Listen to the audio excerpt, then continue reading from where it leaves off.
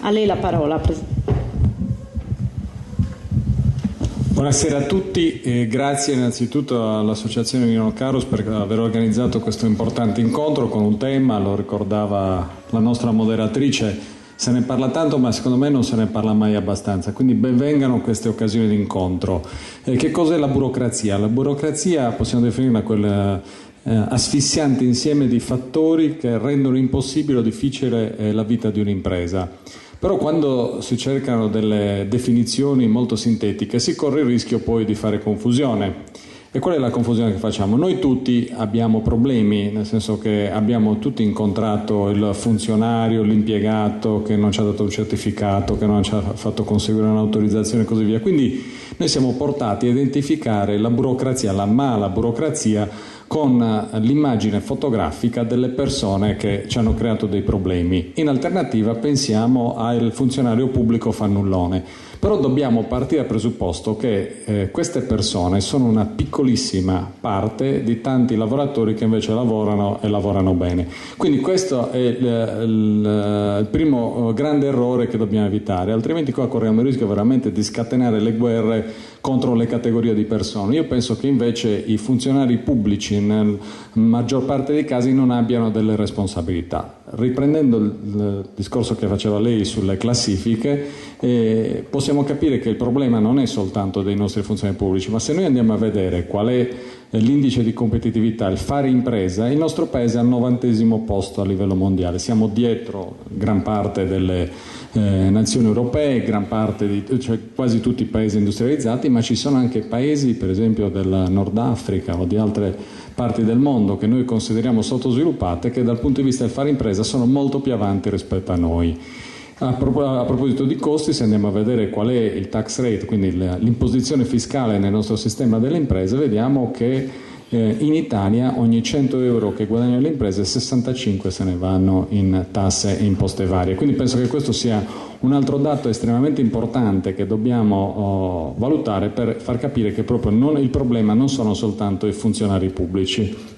Che cosa voglio dire? Voglio dire che se noi non riprogrammiamo le politiche pubbliche, non abbiamo la capacità strategica di dire dove vogliamo arrivare, è chiaro che poi la macchina amministrativa non funziona. Quindi non è soltanto comunque un problema di norme, perché non possiamo pensare che si riconduca tutto a questo. Faceva anche lei l'esempio, ci sono delle aree d'Italia dove alla fine la burocrazia è meno invasiva e meno importante e quindi vuol dire che forse anche a parità di norme qualche problema in più ce lo creiamo anche noi.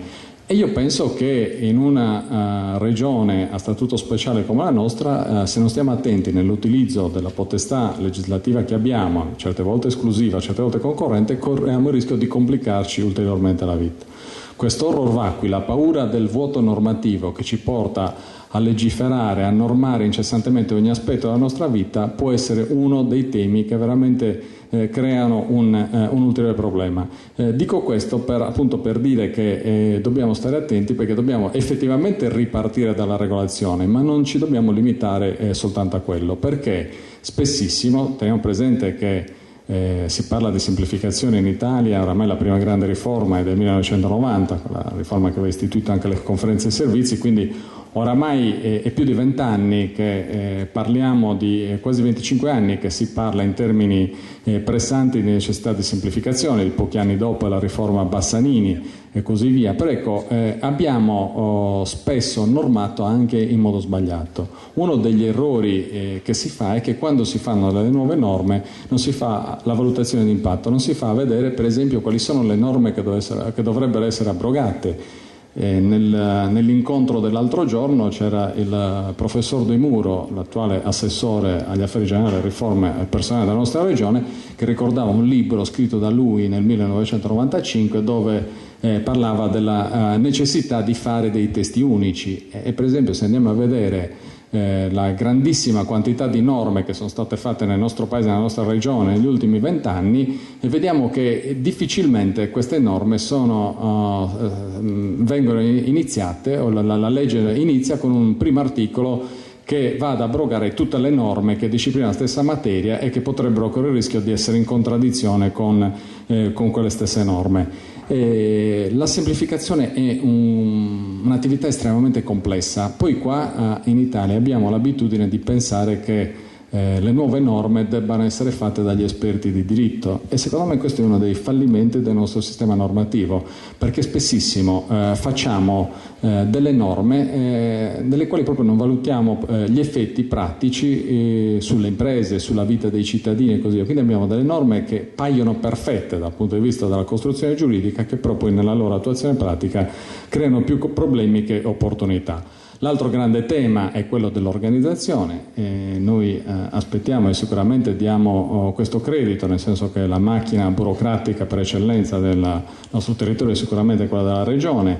La Regione che vive, e l'abbiamo vista anche nell'ultima composizione della Giunta, le difficoltà che ci sono state, perché la legge del 77 ingessa le competenze in un sistema dove c'è da essere un presidente, un certo numero di assessori con quelle competenze, e sicuramente i tempi rispetto al 1977 sono cambiati, così come la riforma della macchina burocratica regionale del 1998. Anche lì abbiamo competenze assolutamente fisse e rigide che sono oramai assolutamente datate. Noi tutto quello che stiamo chiedendo anche in questi primi incontri, in queste prime interlocuzioni, è veramente il superamento della logica della divisione degli steccati, e mi sembra che alcuni segnali importanti da questa giunta regionale sono arrivati, ce lo dirà sicuramente poi l'assessore Maninchedda, però io voglio citare per esempio il caso dell'edilizia scolastica, uno dei primi segnali con la definizione dell'unità di missione, quindi un fatto concreto e non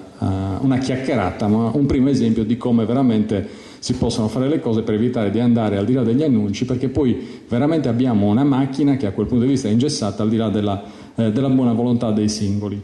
E sul piano procedimentale, quindi sicuramente necessità di modificare le norme, necessità poi che ci sia un'attuazione assolutamente univoca in tutto il territorio regionale, perché poi l'interlocutore principe nei nostri casi è spesso l'amministrazione locale, il comune, e scopriamo che sui 370 comuni della Sardegna spesso possiamo avere, non dico 370 interpretazioni diverse, ma decine di diverse interpretazioni delle stesse norme. Quindi l'impresa che apre un cantiere a Cagliari, magari segue una certa procedura, va ad aprire un cantiere in un paese di un'altra parte della Sardegna e deve seguire una procedura diversa. Io penso che questo sia una follia, una necessità quindi anche sull'applicazione delle norme. Dobbiamo assolutamente ragionare in termini di applicazione uniforme.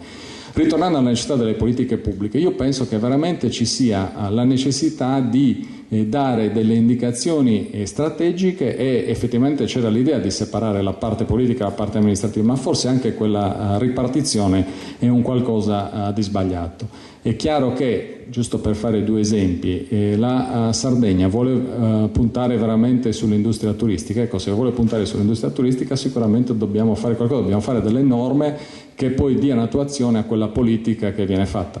Sul tema dell'energia, un altro tema assolutamente importante, noi andiamo avanti a sensazioni, a idee, ma senza avere una visione strategica di quello che vogliamo dalla nostra regione, del futuro energetico della nostra regione. Anche su questo tema noi ci aspettiamo quanto prima delle indicazioni strategiche, in modo che poi si possa avere un'attuazione pratica e si eviti di lasciare anche nelle periferie, nei singoli territori, delle scelte che poi non possono essere fatte in modo consapevole e in modo responsabile, perché manca la visione unitaria d'insieme. Insomma, è vero che il quadro non è ottimistico, però a mio avviso, proprio ripartendo da questi temi che ho indicato, veramente dobbiamo consentire alle imprese di vivere e di sopravvivere e non di morire.